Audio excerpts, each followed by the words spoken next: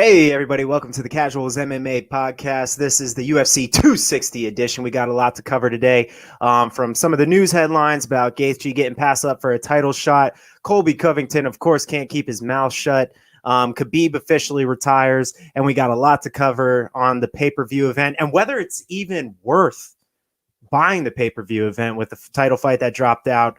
And a few other topics that we'll hit today. So welcome to the Casuals MMA podcast. Let's get it rolling.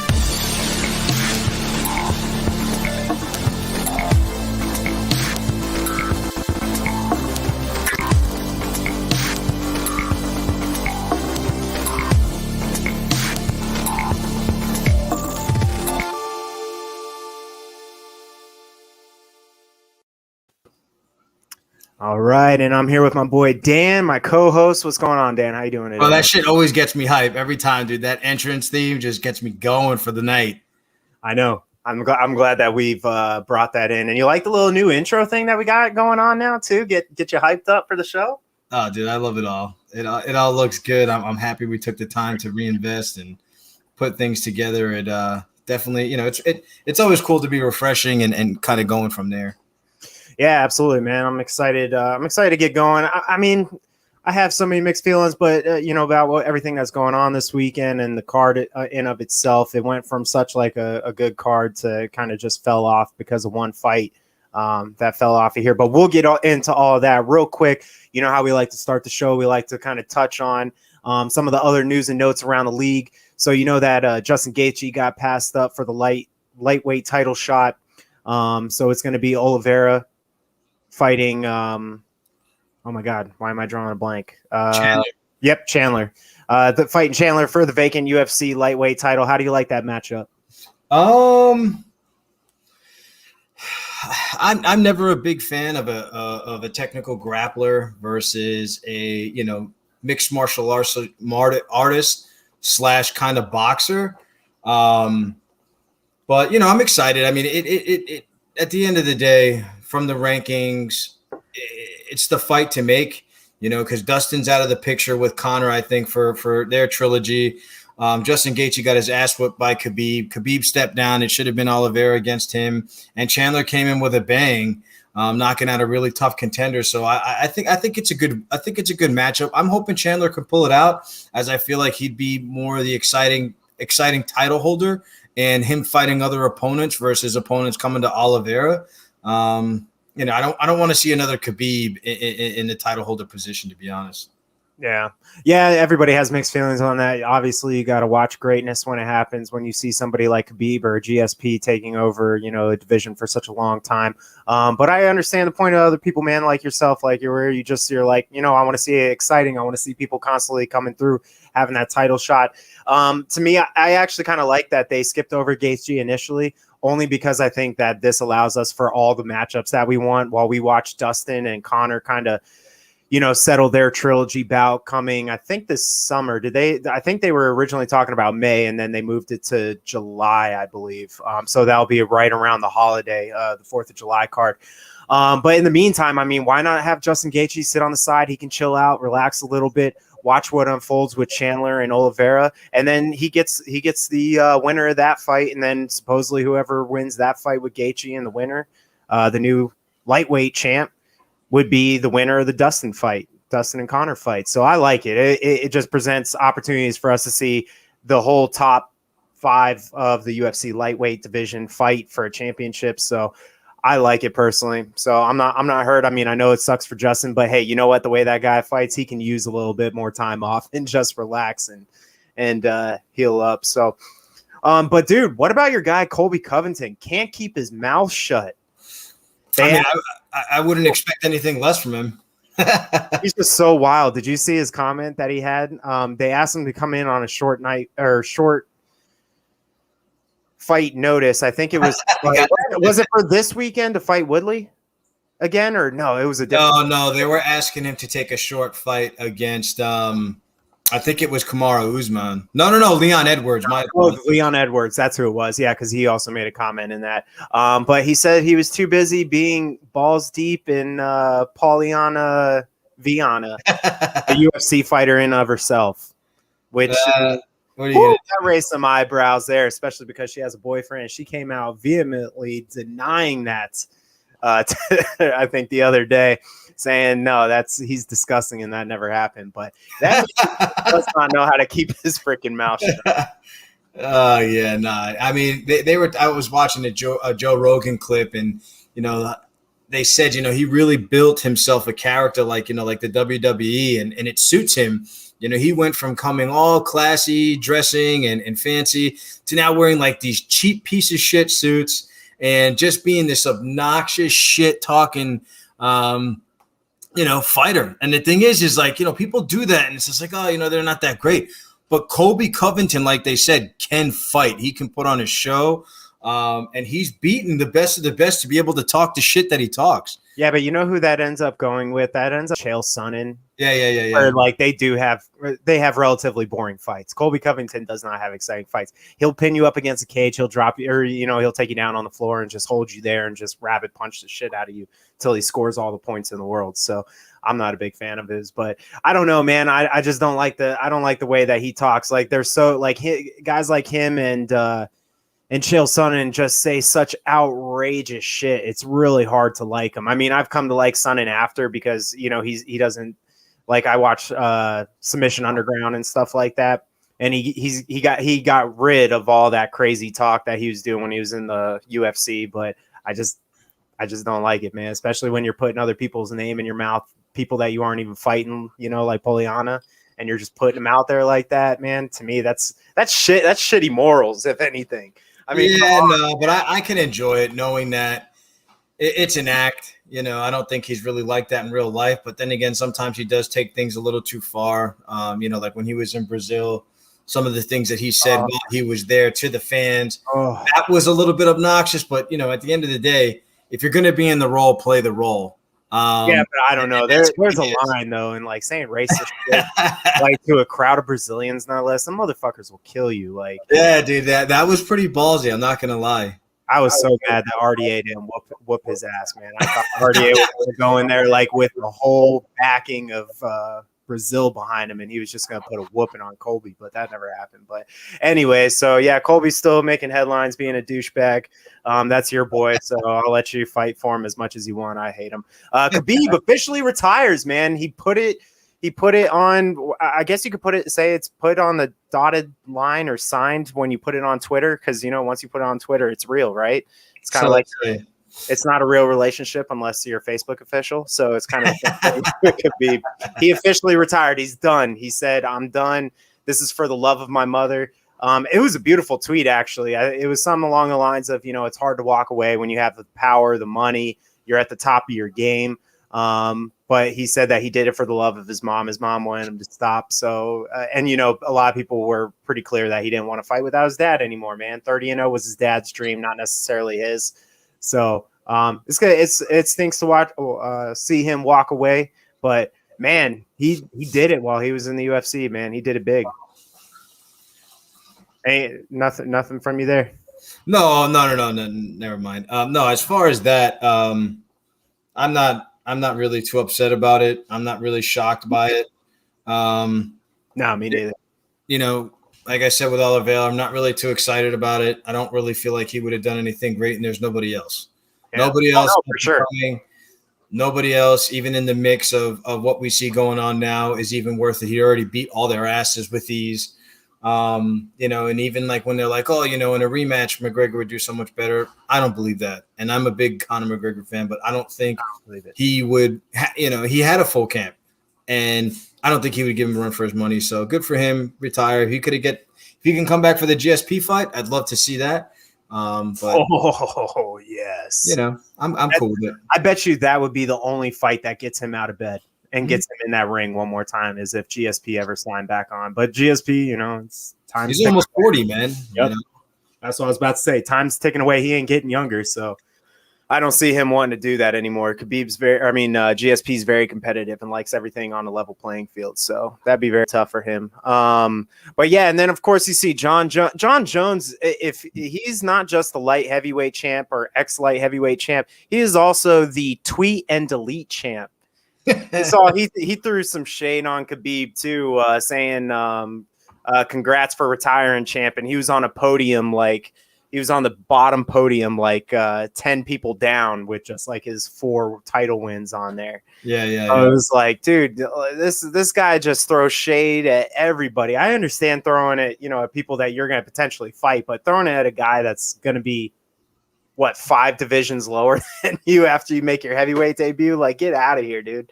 Well, I mean, so wild. And this is coming from a guy too who, was so respectful when he came in the UFC. And you're like, I remember when I watched him take his first loss against Matt Hamill, because he was throwing 12-6 elbows, and he's like, you know what? I'm so sorry. I didn't mean to do that. That's my fault.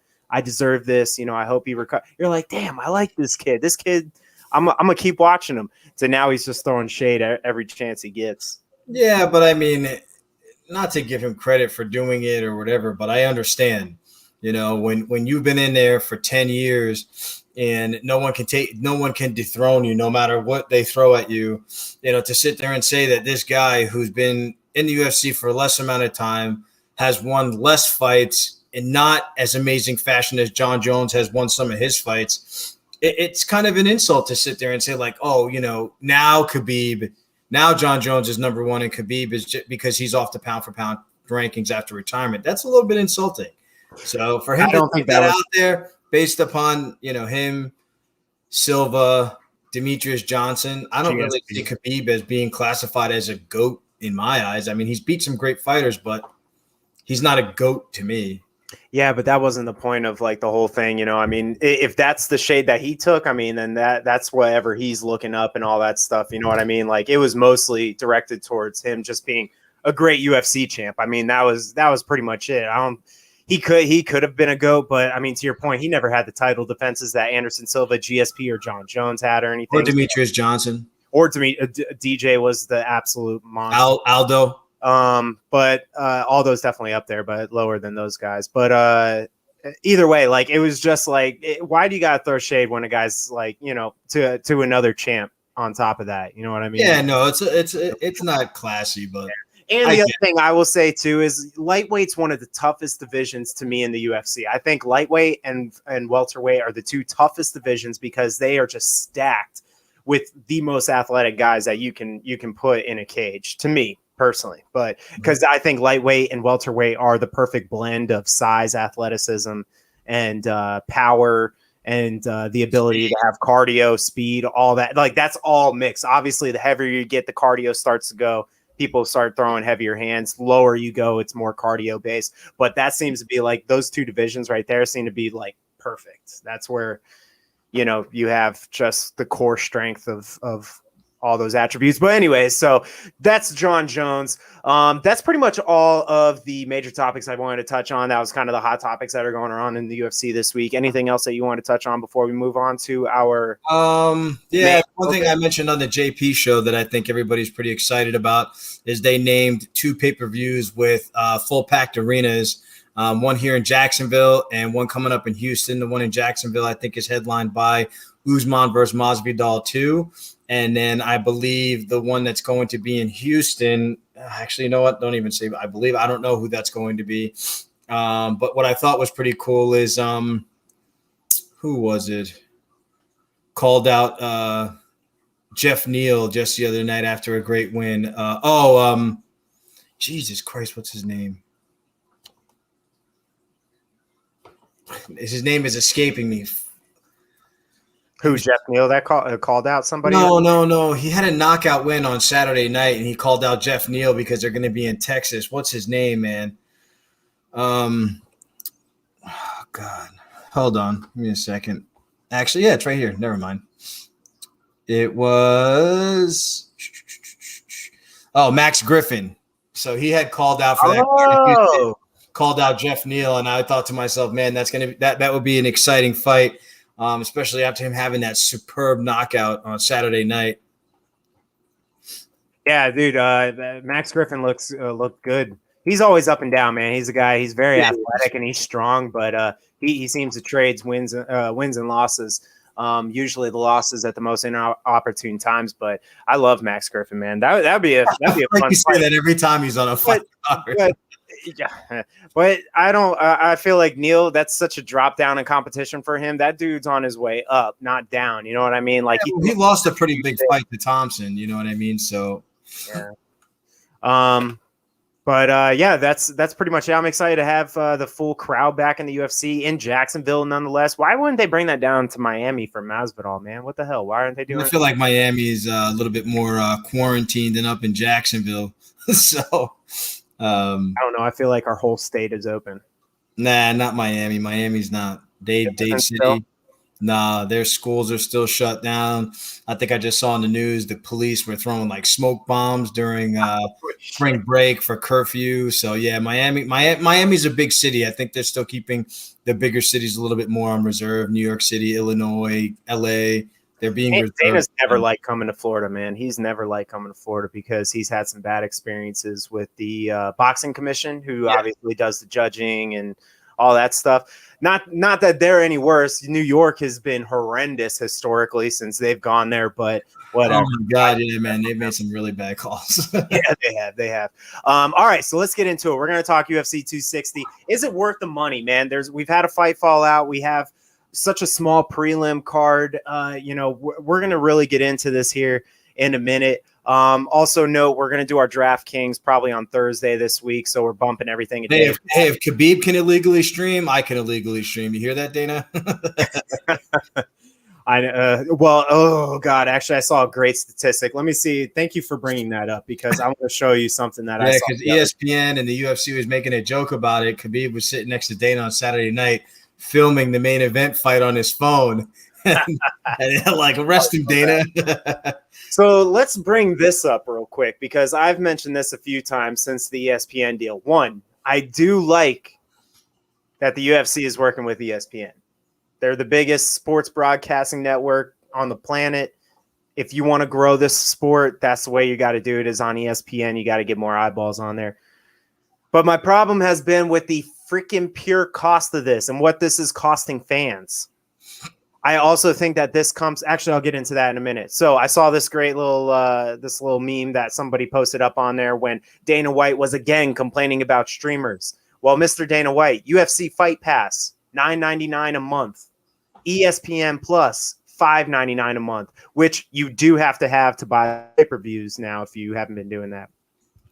UFC pay-per-views, we have at least 16 of those a year. They are now anywhere from $65 to $70 a card. So the price per year to be a UFC fan is $1,239.60, assuming that all the pay-per-views are going to be $70 from here on out. That is a lot of fucking money for your casual viewers and fans, man. Yeah, no, it's a bit absurd, but I mean, the one thing I will say is versus previous years, they have done a way better job in the free fights. You know, the fight cards. They've even been starting to some of the big cards like Fight Nights, playing them on ABC for free. So I think they've done a good job in keeping a really robust schedule. But to your point, it is obnoxiously expensive, but the WWE is that expensive, and they have way more events, I think, than we do.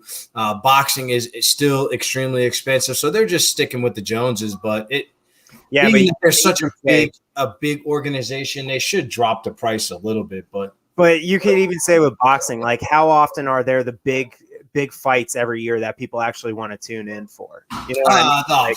Now, probably not even half a dozen. Before, it was every fight back in the 90s and the early 2000s, you know, with the heavyweight division going bonkers, Floyd Mayweather, Oscar De La Hoya. So they had a lot before, but not so much now. Yeah, I feel like that's a wall to get new fans in. I mean, they do, to your point, they've been doing a really good job of having a lot of good free fights, and they're on ESPN, which is fantastic. But I mean, if you put your superstars on the pay-per-view events, I mean, there's just no ifs, ands, or buts about it. Like, that's where your stars go, and you're missing out on bringing in new fans because. Yeah, I feel like if they made more pay-per-views with the bigger fighters instead of it just having to be title fights, it would make it less expensive. But I don't know why they ended up structuring it this way, where like one pay-per-view a month, and it's the biggest pay-per-view in the damn world every time. And then they have other big name fighters for not title fights going on, for free. I don't know, but I don't know. I just thought it was interesting. I looked at it and I was like, man, that's too much. That's too much money, man. That's just too much money. But anyways, hopefully, maybe what we'll be able to knock down the ticket prices, because I had forgotten about it. But I think Sean had brought it up in the past, is beginning of next month, Venom will be taking over their apparel with the UFC. So hopefully that will be a little bit smaller price gap for the UFC versus having to have Reebok. So maybe we'll make some earnings or winnings there. Oh, the other point I was going to make before I started reading that out is part of that to me is that the UFC is trying to make up money for their parent company, who has been notoriously not doing very well. And then especially after this whole economy crash, due to COVID, they've especially been hemorrhaging money. Because their company is built off of a lot of debt. Like, it's a relatively new company that just went out and just started buying left and right. My brain's not functioning. Why am I not thinking of the name? But either way, the parent company of the UFC is just hemorrhaging money. They have a ton of debt. So to me, this is also just the UFC is going to be their bread and butter right now. So that's also, we're paying for that essentially. You know what I mean? It's the same thing as football and baseball fans will say, these high salaries for players, fans pay for it because ticket prices go up every year. So same thing for us too, us fight fans. So we get hurt with the Joneses, my friend, sticking with the Joneses. But anyways, all right, let's move on. Let's get into this card. I know we kind of jumped around a little bit there, but we don't really have. I'm not gonna lie, man. There's not much. It's hard for me to get hyped to talk. I'm like UFC 260 is right around the corner. That's how I feel. I felt that way before this weekend when I found that Ortega and Volkanovski had gotten pulled due to COVID. And the craziest shit to me is the Gillespie fight. They went to weigh-ins, and then the day of the fight, they're like, "Oh, somebody had COVID. We had to pull that fight off the card." I'm like, "What the fuck?" But 2 weeks out, you pull Ortega and Volkanovski off. I'm like, well, that's because they test them multiple times. So the Gillespie one, they probably tested them and they pass, fail. But that's the crazy thing is they do 4 or 5 different COVID tests before you even step in the ring. So it was pass. Yeah, but I just find that crazy, man. The day of the fight, you get pulled.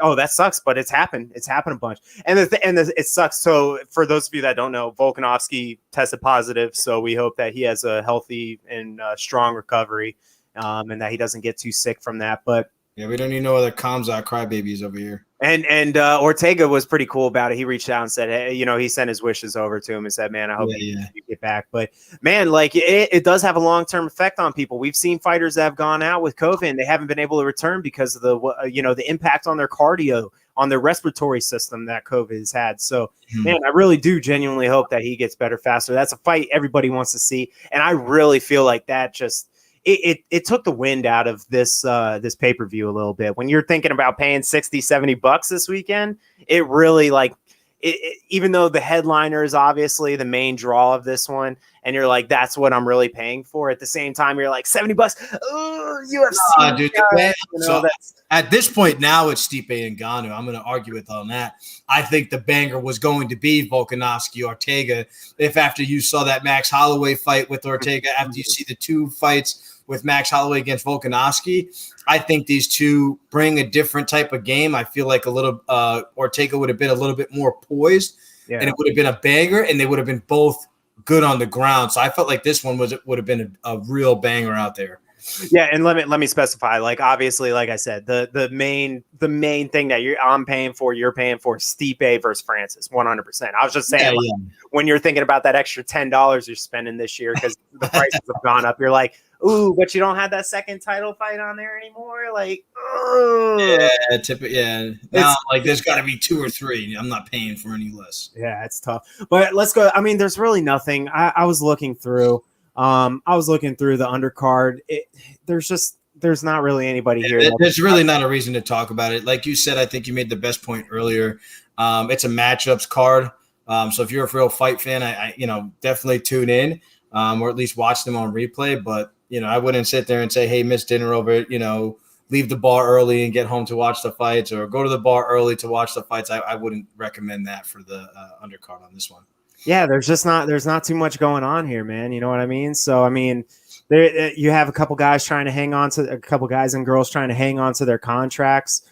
Great point. And you know, maybe a couple of newcomers that have their like second fight in the UFC. I think the only maybe impressive one that you could say in there that would be interesting to watch is Abu Azaitar. I think that's how you pronounce his last name. I'm not sure. He's only had, I think, one fight in the UFC, and he actually knocked out God, I cannot think today. Kama Worthy. There we go. He actually, yeah, and I'm surprised you didn't start with the top of being a huge fan of him, being that his nickname is the Death Star. So I thought for sure you'd be excited about that fight just because of his nickname. No, he's probably to me, that's probably like the one that's worth watching. I mean, otherwise, like I said, you just but playing it on. So now, to your point, I feel like the only reason that's one to watch is because like both these guys are coming off of losses. So one of them is going to come out as a banger. For me, I think Kamaha is going to be the one, because I looked at James Malarkey's last two fights and I'm like, all right, he lost by decision. Let me dig in a little bit deeper. Let me see what he lost by. No, this guy just literally got outclassed, outstruck, outgrappled. Well, we'll get into the only thing he had. Oh, okay. Yeah, we'll get into that one in a minute. I just wanted to finish touching up on the prelims and stuff, because I definitely agree with your sentiment on that one. But before I go off on that kid, we'll definitely the prelims are all right. I do like these. I like William Knight. This guy's an animal. He was like 8-1, all knockouts.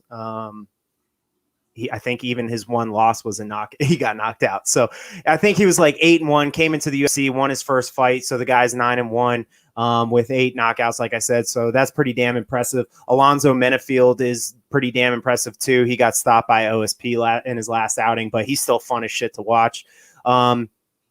And then Jared Gooden versus the return of another Nurmagomedov. He's actually been on suspension. This is Abu Bakr. That's actually Khabib's older cousin. His younger cousin Saeed also fights, but he got suspended for that whole thing with the Conor McGregor, debacle in the cage and shit, a couple years back, and he hasn't fought since. So he's making his return.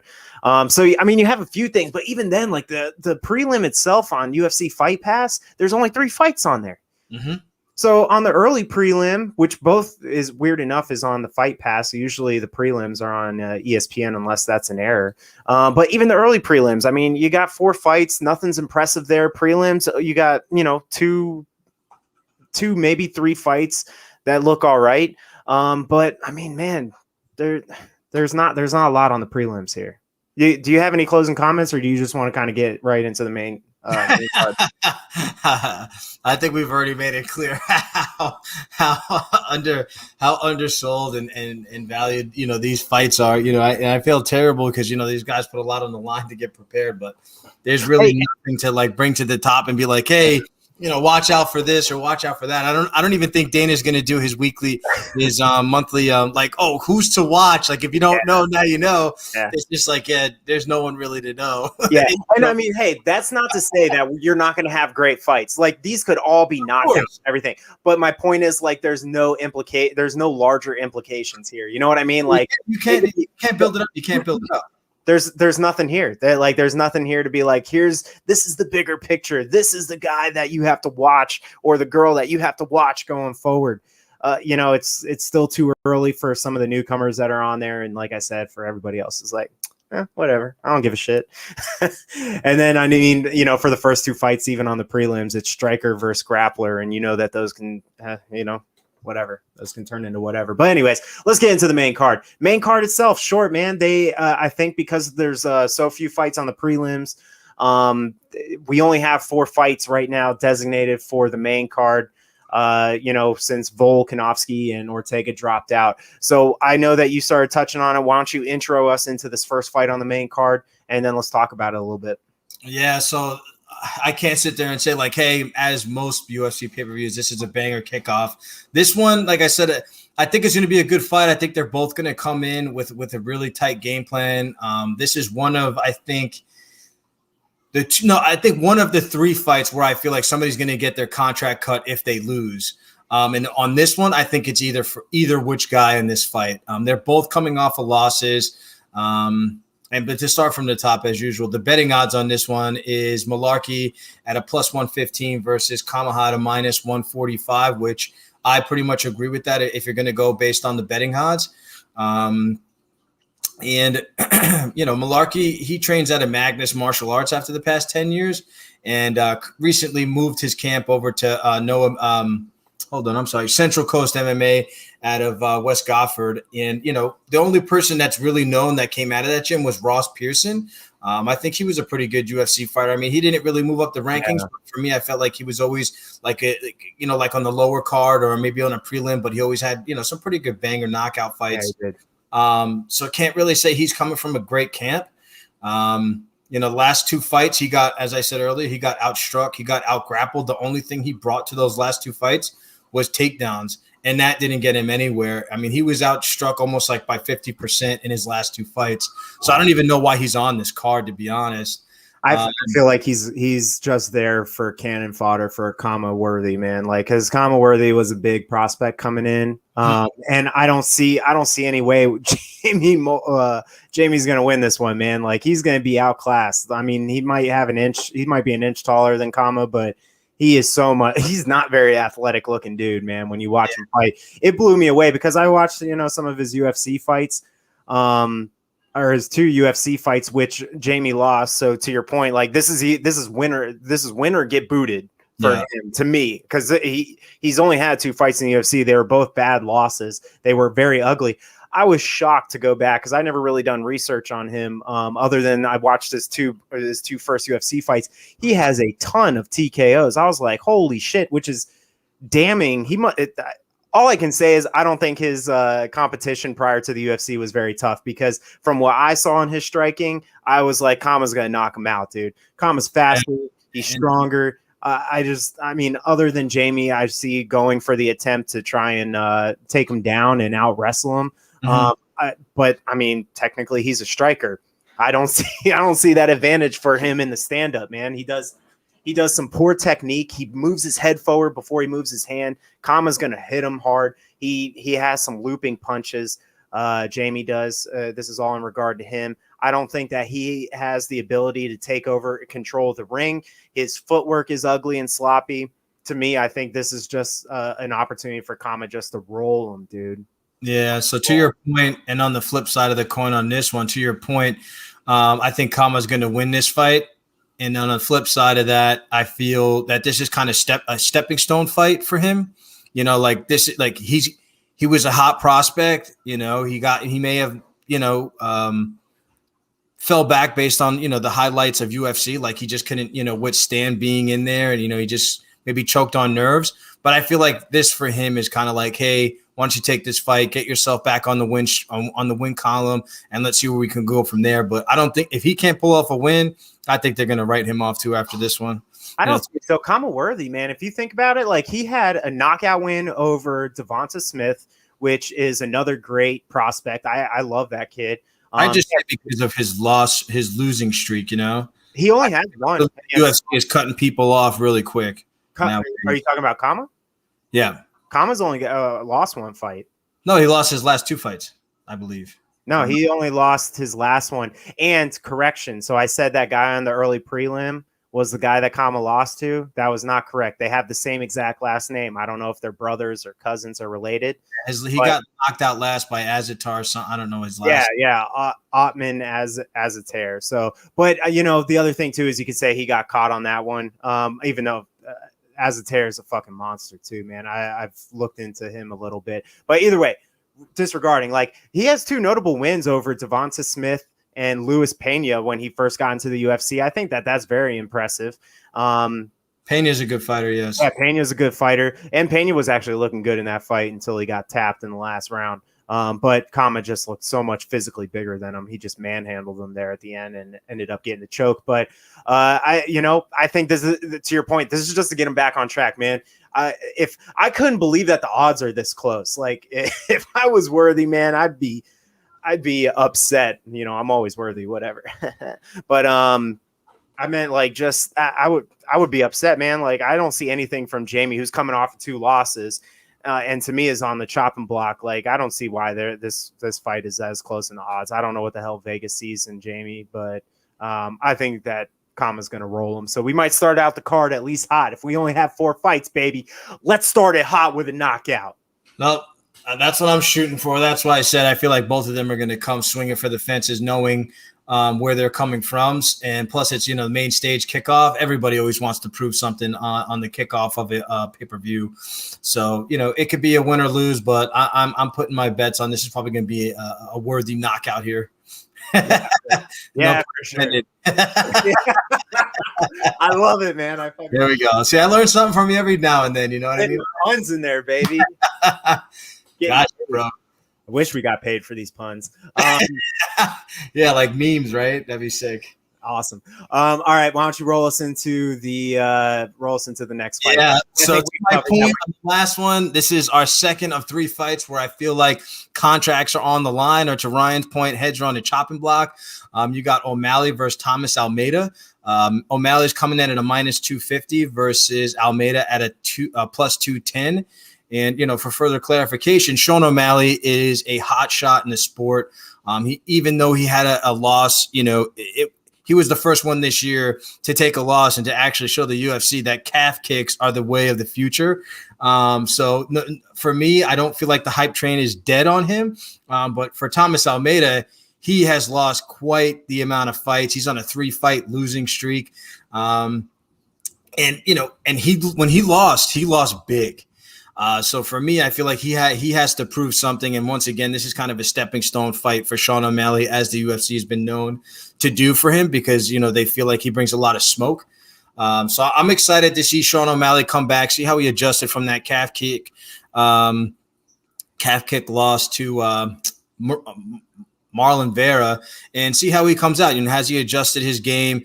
Has he built up his legs to be able to take those? Because I feel like Thomas, once somebody sees a weakness in another fighter, they tend to try and take advantage of that, but sometimes they don't. But I feel like Thomas, coming from shoot boxing, underneath Silva, Rua, Anderson Silva, I just see them Brazilians just saying, let's take out his legs here. What else we got here? But yeah, I mean, really not much else to say. O'Malley's got the fire in his hands. I think it would be very easy for him if he can just get his flow, if he feels comfortable after a lost fight, to just easily knock out Almeida. For me, I don't really see Almeida bringing much to Sean O'Malley that he's going to knock him off his game or make him feel uncomfortable. I just don't see that fight playing out that way. And yeah, that's it for me on that one. Are you done, Dan? You're gonna pass the buck over this way? You're just gonna cover the rest of the card? No, I'm messing with you. I honestly, I think that you touched on it on most of the same sentiment I have. Almeida, to me, he's on the chopping block. He's on a 3-fight losing streak. He's lost 4 of his last 5, and not very impressive run of it lately. So he's also had a lot of time off as well. It's crazy to think for a guy that's only 29 years old, but he just has not looked good in a long time. So, for me, what I see too, man, is I foresee Sean O'Malley picking him apart, because even though he does come from shoot box, I just see him stand very traditional Muay Thai. He'll stand in front of his opponent, and throw those upper leg kicks, because now you got to call it that, because now you have the calf kicks, which is going to be lower than your traditional leg kicks. So regardless of that point, I just don't see anything that he brings to the table that Sean O'Malley, to your point, hasn't done. Sean O'Malley's going to have they're serving him up, man. He's going to have faster hands. He's going to have the longer reach. They both have high output. They're both high output strikers, so you know that this will be an entertaining fight. But at the same time, to your point, dude, I just see the way that Almeida moves and his footwork and the way that he steps in and out of range worries me with him going into this fight with Sugar Sean O'Malley, who's somebody that's great at using his range. He sets a lot of traps to have you come in. He's going to use his hands the right way. He's very fast. To me, this is Sugar Sean's to lose, man. I think that's a great statement that you made there. And honestly, this is what I think it is, man. If you look at, I think the UFC knew that this is going to be a potentially weak card. And I think that's why you have a potential for these first two fights to be just fireworks, because I think that the opponents in both these, I think Kamaworthy and Sean O'Malley's opponents in these are outclassed in both these matchups. Maybe not Almeida as much, because Almeida has a ton of experience. He's fought everybody, you know. Yeah, he has quite the resume, but got his ass kicked in it. yeah, he does, man. He does. I was laughing about that today. I was like, God damn, this dude has fought some bangers, and maybe to that point, that's why he got his ass whooped. But Sean outclassed by Jonathan Martinez in the stand-up. Rob Font messed them up. I mean, these are good names again. To your point, Jimmy Rivera took the win over him. Cody Garbrandt knocked him out. That was quite a while ago, but still, I mean, those were among his last 4 losses. So,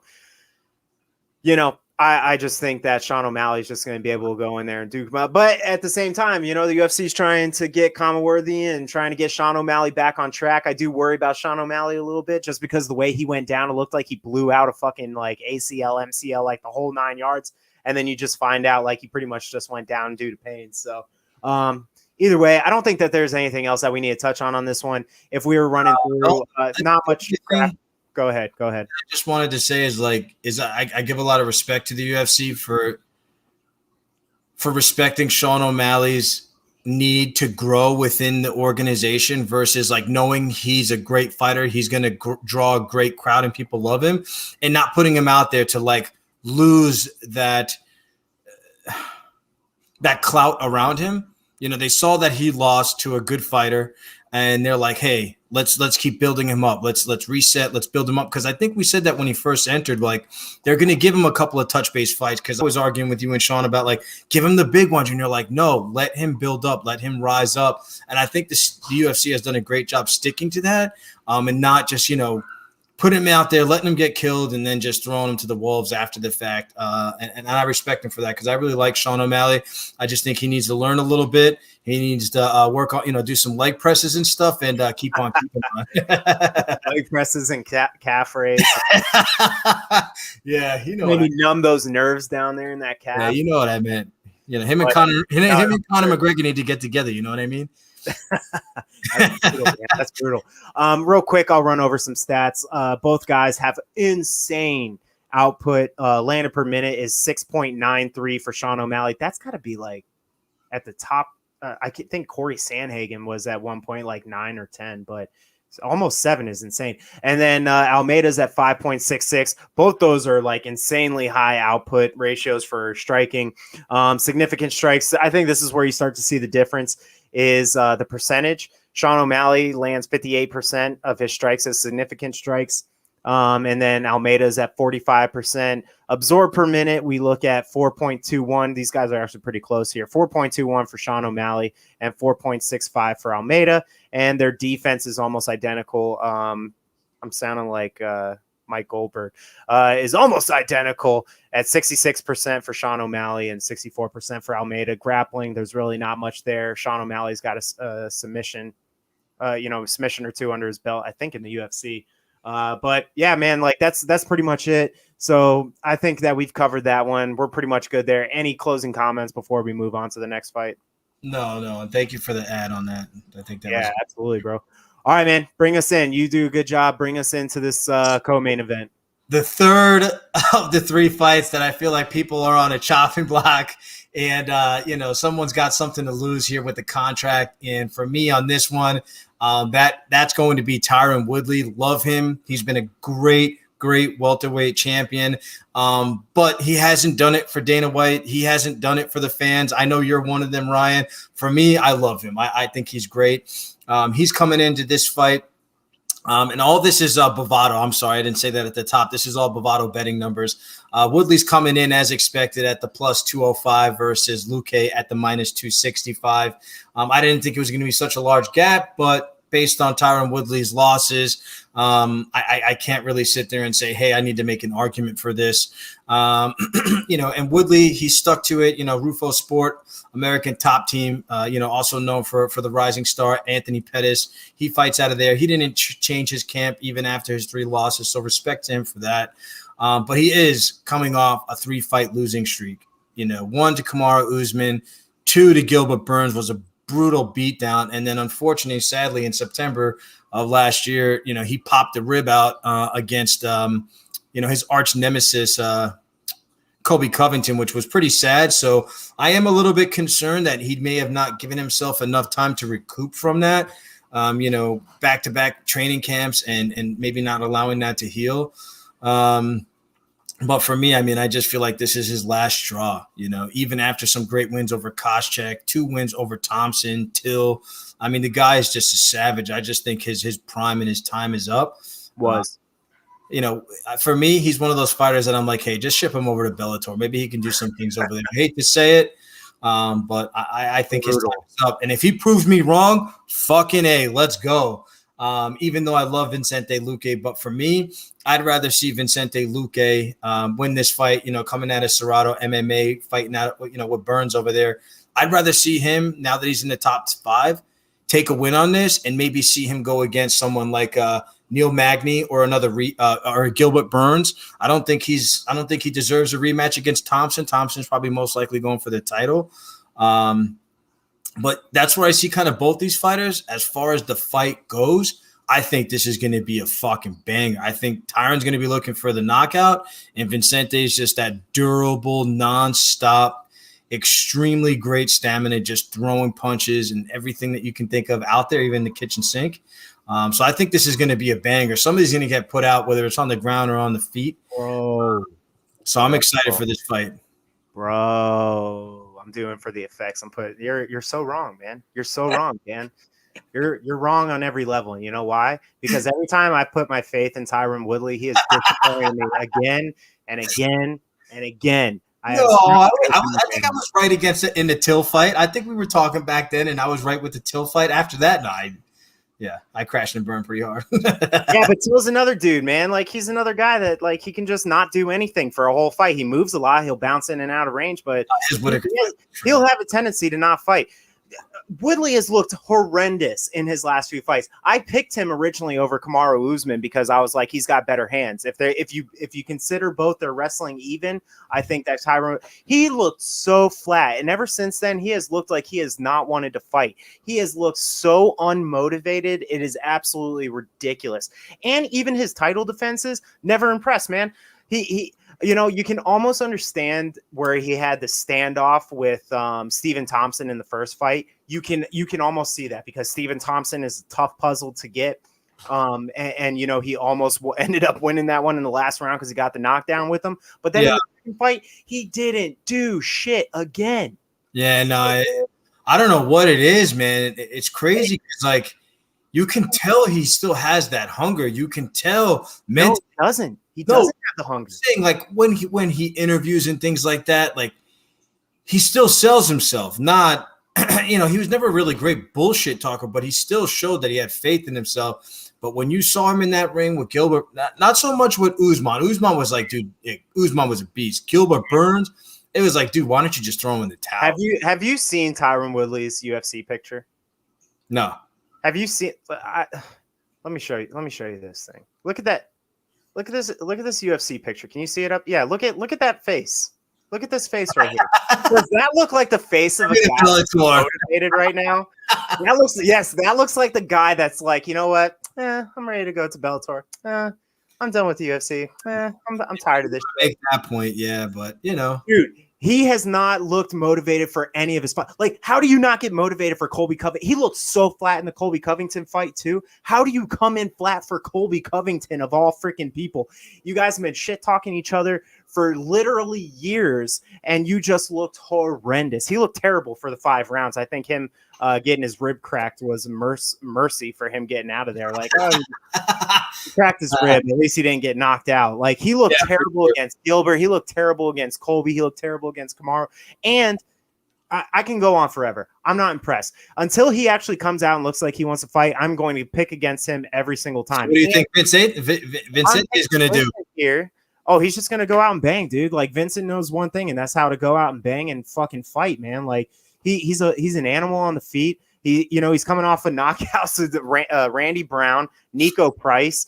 He fought Mike Perry. He does have that decision loss to Stephen Thompson, but who hasn't lost to Stephen Thompson? That guy's a fucking animal. I mean, he has knockout losses or wins against Brian Barberena, who's a fucking dog, Jalen Turner, who's a good prospect. I mean, he has the fucking fights on here. Bilal Muhammad. I'm picking Vincent all the way, man. Until Tyron proves that he wants to still fight and be in the UFC, I'm not picking him again, man. I've tried to like him. I've tried to pick him too many times, and he's let me down every single damn time. And you know what happened? I'll tell you what. That started with the Damian Maia fight. I think Damian Maia had 25 takedown attempts. 25. They basically just didn't even bother striking. Like, Tyron Woodley just stood across on the other side of the cage and was like, bro, come try and take me down, man. Come try and take me down. And it was like, all right, man, I guess I'll try and do that. That's what they did for 25 minutes. It was an ugly ass fight. Both his fights with Stephen Thompson were ugly, saved the knockdowns in those ones. And then he looked like shit in his last 3 fights. And that's what got him the loss. So to me, he's on the chopping block for that reason. Dana White is looking for an excuse to get this guy out of the UFC to me. So if he loses against Vincent, he's done. Gone. Peace. Sayonara. Don't want to see you again, buddy. Peace. So I'm picking Vincent here all day, every day. What's the odds on this one? I feel like I just went on a rampage for. Oh, no, you're good. And you've always been that way with Woodley, and I always piss you off and get you to that point. So it's good to see that nothing has changed. Woodley's at the plus 205 against Luque at the minus 265. Good job, Vegas. Good job, Vegas. You did that one right, baby. You did that one right. Yeah. All right, man. Any closing comments on this one? I mean, I guess we never really talked about any of the technique that goes into this. Real quickly, I mean, obviously, you would assume. I'll just real quickly say, because I know we're trying to end these things at a decent time, and I think we're at 51 minutes, so we want to get into this main event and talk here. Tyron Woodley, obviously, his best attribute is going to be his wrestling. He's a strong wrestler. He has great takedowns whenever he decides to use them, and then he has insane power in his right hand. He has great punches, but he doesn't use his boxing because he's afraid to get punched. So Vincent Luque is kind of your more hard nose. He's going to stand in front of you and bang kind of guy. I see him just walking Tyron down until Tyron proves that he wants to fucking fight again. He's just going to get walked down by Vincent. Dude, I'm praying just to talk shit on Monday, a fucking Robbie Lawler, Tyron Woodley knockout. I can't fucking wait. And watch it happen to that point, too. I can't wait. If Tyron wants to wait until after he's done fighting Colby Covington to do that shit, then I still say screw him. I'm not. Yeah, I know. He had his chance to. Relentless, man. Because I hate Covington more. I hate Covington more than anybody. So he had his chance to knock that piece of crap out and didn't. So anyways, all right, I digress. We're done. That's pretty much what we're picking there. I think you're right though, man. Like you made a good point. I didn't even think about that. You got three fights in a row where people are essentially on the chopping block. And mind you, this is a $70 card that you're paying for. I don't actually, you know what? I'm already venting. So I keep rolling. Let's get us into the only fight that matters. Let's fucking go. All I see out of the corner of my eyes, because I'm like looking at everything, I see my hands moving. I apologize. I'm Italian. What do you want me to do? All right. I'm gonna put them on the table. I'm gonna let you, our hype man, get us into this main event. Do it. Tell us about it, and let's start talking about it, baby. Yeah. So for me, this is the fight of the night. Stipe's fights for me are the fight of the years. I'm always and always have been just a huge fan of the heavyweight division, whether it be at the UFC or boxing. So I'm excited for this fight. Betting odds, you got Miocic at a plus 110 versus Ngannou at a minus 130. What an insult. The fuck Vegas on this one. What a fucking insult. And to that point, reason being, fight fans, is Stipe whooped his fucking ass in the first fucking fight. Ngannou hit him with his best fucking shots, and Stipe still banged with him, took him to the ground and fucking ground and pounded him. How the fuck can you sit there and say that just because he had a couple of more fights and he knocked out guys, he still hasn't gone the 5 rounds, really. He still hasn't been pushed the way Stipe did to give him that kind of an advantage. That's just fucking insane. like I said, if Stipe can, like I said the first time, if Stipe can make it out of the first, I think I said the first 2 rounds, that's it. The fight's over. Same thing with this, but I think even more, if he can make it out of the first round, I think he's golden. And I only say that because of what I've seen Stipe transform himself into in the past 2 Daniel Cormier fights, where his durability in both his jaw, his body, and his stamina have just went through the fucking roof. He must have done, I don't know what he must be eating his Wheaties or sitting down hanging out with Popeye, but he has just looked phenomenal. I mean, we've talked about it. I was rewatching this fight in preparation. I mean, does he not look incredible when you go back and see him from 3 years? I mean, and this is a guy that's almost 40 years old, or is he he's almost 40 or whatever it is. I think he's 38. Yeah, he looks freaking incredible. He looks better now than he did 3 years ago. He's just leaned out. He looks better. He has a great haircut now that he managed to maintain throughout the whole last fight. Like, I thought he was going to go for like governor or something, Ohio, and say fuck the UFC with that haircut. He looks well. Maybe he was doing his calendar shoot for the fire department or something. Like, I don't know. This guy is yeah, but which, by the way, I definitely like Francis with the short hair better. Like when I was going back, I think that shit was bad. Like it doesn't the braids just did not look good for him. He looks mean and nasty with his haircut, and then I think he has like the sides dyed or whatever. That definitely looks much better for him. Yeah, well, either which way, I don't give a shit about it. Anyway, yes. I don't give a shit about the Vegas odds. Stipe is going to come out and still till I die, Ohio. And I'm hoping he fucking knocks him out just to shut everybody the fuck up and stamp his name in there as the GOAT of the heavyweight division. I just want it so bad. But either which way, as obnoxious as I'm being, Ngannou does really have a good shot here. Oh, 100%. He has 2 really good shots. I think after the first fight, I think he learned a lot. But where I see that I'm still hesitant is in the fact is he learned a lot from the first fight, but he didn't really make that many changes. He didn't allow himself to go through a fight and really test his stamina, his durability. He just went in and just mauled everybody just to get back to the belt. And I don't think that was a good strategy.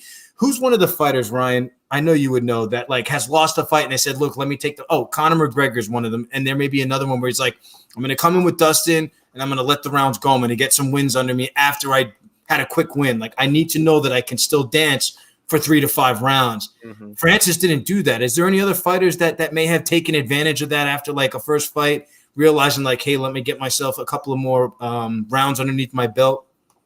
Dan, let me tell you this. If anybody fucking does that for real, like Connor's obviously the guy. He'll say whatever. He'll say whatever because he's Mystic Mac. You got to remember that. He's building a persona. Oh, here we go. Here's the argument. If any motherfucker goes in the cage and it's like, you know what? I can knock this guy out right now. I can finish this guy right here, right now. But you know what? I want to dance around with him a bit. I want to make sure that we're going to be good for 5 rounds. So I'm going to go 5. They're fucking crazy. They're fucking crazy. There is not a more impressive record that anybody has put together in the short stint that Ngannou has. And mind you, I'm hoping Stipe wins because I want him to cement himself as the heavyweight GOAT.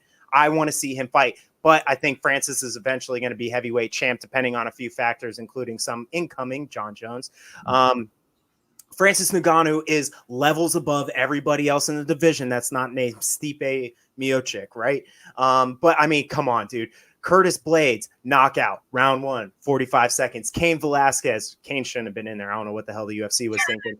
Round 1, 26 seconds. Junior Dos Santos, round 1, 1 minute, 11 seconds. Poor JDS. He's fallen so far. And then Rosenstruck, oh my God, he was just cannon fodder, bro. He was just look, dude, 1 round, 20 seconds. He hasn't even had a full UFC round in his last 4 fights because they were all knockouts. Fuck that shit, man. You do not go 25 minutes because any heavyweight can knock any other heavyweight out if you land a lucky shot. You do not want to take that risk. Get in there, get the fuck out, get your money. But look at it. He hit Stipe with those same punches. I don't think that he's evolved his skills in many other areas than just knocking people out. And he hit we'll see Stipe with those punches. I think he should have tried a different strategy in some other fights that he knew he probably could have won. Like I don't know if you have to. He should have took a different strategy for that one. I'm sorry, but he didn't. And I think that And I think that that's not going to play to his advantage coming in the ring once again with Stipe. I think he's going to gas himself. And even if he does catch him, I don't think he's going to put Stipe out. I don't give a fuck what you say. It's not even just that, man. I'm just saying you don't go in there and risk your career and you risk your opportunities and say, I'm going to try and wrestle these guys for 5 rounds. No fucking way. If you're going to go in there and knock these people out, you're going to make a statement, do it. Hey, you know what? Maybe Francis has become an incredible wrestler in the last 3 years since his first fight. We don't know because he hasn't even spent 5 minutes in the cage since he's fought.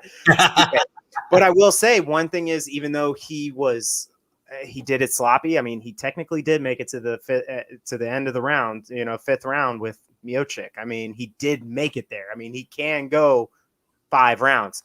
Can he do it productively? That's the big question coming in here, because his first fight did not look too impressive after the second round. Actually, I don't even know if you want to include the second round. He landed maybe 1 or 2 big shots, but he only landed 4 punches in the second round of the last fight. He only landed 5, 6, 7. One of those were on the ground in the third round. He only landed 0 in round 4, and round 5 he landed 4. So that's not very impressive of strikes landed. Granted, my statements: Miocic, GOAT, and still, and I honestly, I think he put on a beautiful performance. 5 rounds. I wouldn't mind seeing it again. Yeah, me too. I'll get us rolling here. I know that we're at an hour right now, so I'll just kind of talk through some of the things that I saw from like more of a technical standpoint in the first one. Francis did, scary enough, land a lot of his heavy shots. I think that was kind of the eye opener for him in that first round. He definitely hurt Miocic. Miocic's eye got he got black eye really quick. But the thing I think that was super telling, and I'm going to be looking for in this matchup, is their punches. Stipe was landing very crisp, straight shots, very fast, just over the top. He was countering over the top. Francis is still throwing these big looping shots. That's going to be much harder because Stipe knows how to use his range. He knows how to bounce in and out, especially when he's fought a guy that has great boxing like Daniel Cormier now. He's fought a guy that's like super fast and has like this great ability to box, like, because Daniel Cormier boxes like a guy that's like 205 or something, or maybe even lighter. He has fast hands and boxes well. So now he has seen that for 3 fights, right? Since he's fought Ngannou. So Ngannou's gonna have to develop his boxing in this fight, and he's gonna have to come in with some crisper boxing. I actually thought that Miocic was winning the boxing from the distance. He looked crisper because he threatens the takedown. It keeps Ngannou at bay, and then he's throwing those looping shots from the outside that miss. So Ngannou's going to have to get that confidence to be able to enter range, to be able to get into Stipe's face and be able to say, hey, you know what? I can stop the takedown, and if not, I'm going to hit him, I'm going to hit him with a 2-piece uppercut and knock him out. The range is going to be the big telling sign here, because from what I saw in the first fight, Miocic actually looked great from range. He was able to counter strike very well, and he was able to stay at the end of Ngannou's punches, which is why I don't think we saw like that big knockout punch land. So if you're watching some in this fight, see how Ngannou approaches the range in their striking, and then see how he's able to stop, because you have no doubt Miocic is going to try and take his ass down. No doubt. Like, yeah, at some point he's going to, and then we're going to be able to test the cardio from there. The only other thing that I would say, other than kind of the big telling signs, is obviously the cardio for Ngannou, and the cardio for Miocic is, and all the range and everything. It's just going to be able to see, how long is he going to be able to go? How long is he going to be able to keep up a strong pace? And is he going to come out like he did these last few fights and just blitz Stipe and go all out and just try and knock him out in that first round? Going to be very interesting. I think the thing that is telling, though, that like if we look, fighters have a tendency to hesitate. If they know that they burn out, i.e. Dominic Cruz versus Jan Blachowicz, when he came out and he took his time in those first few rounds, and then he ended up getting knocked out. How did I know that you wouldn't agree with me, but you would find a way to argue with me? Because I love you. Dick. I love you. But yeah, man, that's pretty much it. I'm still going. I still want to pick Stipe again. I love Francis Ngannou. I feel like he's going to be a champ. But I think that Stipe is at the end of his career here, mostly because, like, what else does he have to fucking prove? He's going to fight Ngannou. He beats Ngannou. He's going to fight John Jones. He beats John Jones. walk, bro. You're done. You don't need to prove anything else. You're the heavyweight GOAT. Said, done. It's written in paper. Go enjoy like retirement or being a firefighter because you like working. I don't know. Do whatever you want to, boo-boo. To that point, even if he went in the ring with John Jones and won like by a close decision, I wouldn't even fucking question. I was like, I'm done. Drop the mic, drop the belt. I'm out. Done. So, any closing comments for you on this one? No, man, I'm excited for this fight. Even though the card, we painted it to be a dud, to your point, it could always be a banger. And considering the fact that a lot of people's heads are on the chopping block, it could be a banger just for that reason that people are coming in to prove a point. So I'm excited.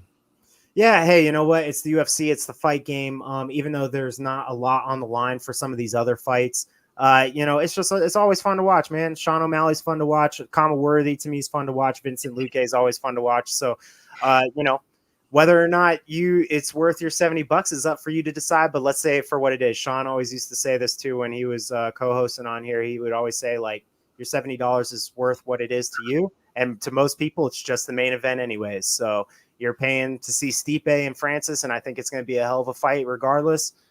Let's go, baby. I'm excited. As far as other closing comments, though, just do remember Thursday, we are going to do our DraftKings episode. We're already up, so we're going to start kind of tracking how we do. We won our first one last time out. We won our card, our 50-50s and double up, so tune in.